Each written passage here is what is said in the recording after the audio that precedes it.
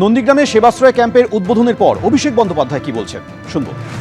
নম্বর ব্লকে একটা model camp রয়েছে, 2 নম্বর ব্লকে একটা মডেল ক্যাম্প রয়েছে, এবং যে সমস্ত রেফারেল কেসগুলো আসছে সেগুলো কিছু রেফারেল কেস উলুবেড়িয়ায় যাবে, কিছু কলকাতায় যাবে, সেগুলো মনিটর করার জন্য একটা ডেডিকেটেড টিম আমরা করেছি যাতে মানুষের কোনো অসুবিধা না হয়।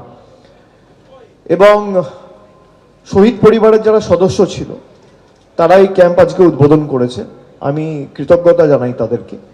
এই মানুষগুলোকে অনেকে ভুলে গেছে, কিন্তু এই মাটির প্রতি তাদের অবদান চির স্মরণীয় হয়ে থাকবে, এবং যতদিন নন্দীগ্রামের নাম থাকবে ততদিন তাদের যা অবদান সেটা ইতিহাসের পাতায় স্বর্ণাক্ষরে লেখা থাকবে বলে আমি মনে করি।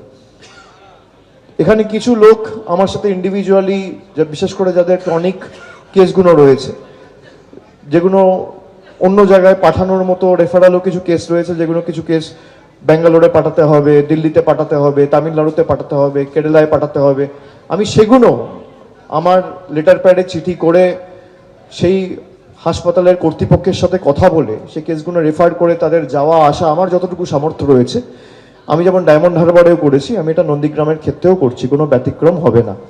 যে আজকের মধ্যে 1000 ফর্ম ডিজিটাইজ করতে হবে, আজকের মধ্যে এতগুলো ফর্ম কমপ্লিট করতে হবে, কি করে করবে? তারা তো মানুষ। আপনি কোনো রকম কোনো প্রশিক্ষণের ব্যবস্থা করবেন না, তাদেরকে ট্রেনিং দেবেন না, তাদেরকে রিসোর্স দেবেন না, তারা করবে কোত্থেকে? আপনি 2 বছর ধরে করতেন, কেউ তো বারণ করছে না। আর সাসপিশন লিস্ট বা লজিক্যাল ডিসক্রিপেন্সির যে লিস্ট, এই লিস্ট আমরা বলেছি প্রকাশ্যে আনতে হবে। মুখ্যমন্ত্রী নিজে তার চিঠিতেও মেনশন করেছে, তিনি টুইটও করেছেন। লজিক্যাল ডিসক্রিপেন্সির লিস্ট কেন্দ্রীয় নির্বাচন কমিশন, যেটাকে আমরা বিজেপির সহচরী বা বিজেপির সহকর্মী বা সহচরী সংস্থা, সহকারী সংস্থা বলে দাবি করছি, তারা যদি লজিক্যাল ডিসক্রিপেন্সির লিস্ট পাবলিক না করে, জনসমক্ষে না আনে, তাহলে আন্দোলন হবে। আন্দোলন কলকাতাতেও হবে, দিল্লিতেও হবে। কারোর বুকের পাঁটা নিয়ে আটকাবে। কার নাম লজিক্যাল ডিসক্রিপেন্সিতে রয়েছে, কেন ইলেকশন কমিশন বিএলওদের বলবে না যে আপনারা লিস্ট পাবলিশ করুন? কেন লিস্ট পাবলিশ করা হবে না? কিসের ভয়? তার কারণ আজকে যে লোকটার নাম রয়েছে, কালকে তার জায়গায় অন্য লোকের নাম ঢুকিয়ে দেওয়া হচ্ছে। আজকে যদি একটা বিধানসভা থেকে 5000 কেস হয়, আপনি দেখবেন কালকে খোঁজ নেবেন 5000টা হয়ে গেছে 8000, আবার 4 দিন পর দেখবেন 8000টা হয়ে গেছে 3000, 10 দিন পর চেক করবেন দেখবেন 3000 হয়ে গেছে 30000।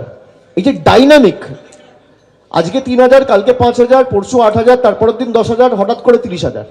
আমি মালদায় গেছি, মালদায় এক একটা বিধানসভা থেকে লজিক্যাল ডিসক্রিপেন্সির নম্বর হচ্ছে 90000, 92000। একটা বিধানসভায় 2 লক্ষ ভোটার থাকে না, আপনি সেখানে 90000 বলছেন লজিক্যাল ডিসক্রিপেন্সি। মানে মানুষকে কিভাবে হয়রান করার পরিকল্পনা বা চক্রান্ত। এমনকি বয়স্কদের রেয়াত করছে না, বয়স্কদেরও ছাড়ছে না। 85 বছর বয়স, হুইল চেয়ার নিয়ে আসছে, বলছে নাম কেটে দিলে কোনো সরকারি পরিষেবা পাবেন না, সুবিধা পাবেন না। এই ইস্যু নিয়ে আমরা বিগত দিনেও নির্বাচন কমিশনকে একাধিক প্রশ্ন করেছি, আমরা কোনো সদুত্তর পাইনি। 2021 সালের বিধানসভা নির্বাচনে এই কেন্দ্রে বিজেপি জিতেছিল 1956 ভোটে। আপনি যা মানুষের স্বতঃস্ফূর্ততা দেখে আসলেন, আপনার জয়ের টার্গেট কত? 1 নম্বর প্রশ্ন।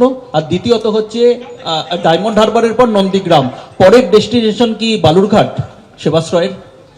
না না, এগুলো তো সাবজেক্ট টু স্পেকুলেশন। বালুরঘাটে তো বিজেপির অনেক বড় বড় নেতা রয়েছে, তো তারা তাদের মধ্যে যে আপনি যার কথা মেনশন করছেন, আপনি যেহেতু বালুরঘাট বললেন আমি বলছি, ওখানে বিজেপির প্রতিমন্ত্রী রয়েছে, কেন্দ্র সরকারের প্রতিমন্ত্রী, তা তিনি কি করেছেন তিনি বলতে পারবেন। আর সেবাশ্রয় কোথায় হবে? খালি বালুরঘাট কেন, সেবাশ্রয় দার্জিলিংও হতে পারে, সেবাশ্রয় যে কোনো জায়গায় হতে পারে, খেজুরিতে হতে পারে, সেবাশ্রয় এমনকি আলিপুরদুয়ারে হতে পারে, দিনাটাতে হতে পারে, মাথাভাঙাতে হতে পারে, কুমারগ্রামে হতে পারে, সেবাশ্রয় চণ্ডীপুরে হতে পারে, সব জায়গাতে হতে পারে, খালি বালুরঘাট কেন? আর আপনি আমার টার্গেট নিয়ে জিজ্ঞেস করছেন যে আমাদের টার্গেট কি। আমরা প্রত্যেকটা আসনে যখন লড়াই করি, আমরা জেতার জন্য লড়াই করি, আমরা হারার জন্য লড়াই করি না। আমি 294টা আসনে যখন জিতবো, আমার দলের সিম্বল নিয়ে আমরা যখন কর্মীদেরকে নিয়ে প্রচারে নামবো, মানুষের কাছে আমাদের উন্নয়নের খতিয়ান নিয়ে মানুষের কাছে পৌঁছাবো, আমাদের সরকার 15 বছরে কি কাজ করেছে, আমার লক্ষ্য প্রত্যেকটা আসনে যাতে জোড়া ফুলের প্রার্থীরা জিতে। আমার টার্গেট 294 জেতা। কটা তৃণমূল জিতবে আর কটা তৃণমূল হারবে তার মূল্যায়ন তো সাধারণ মানুষ করবে, সেটা মানুষের উপর ছেড়ে দেওয়া হোক। এবিপি আনন্দ, এগিয়ে থাকে, এগিয়ে রাখে।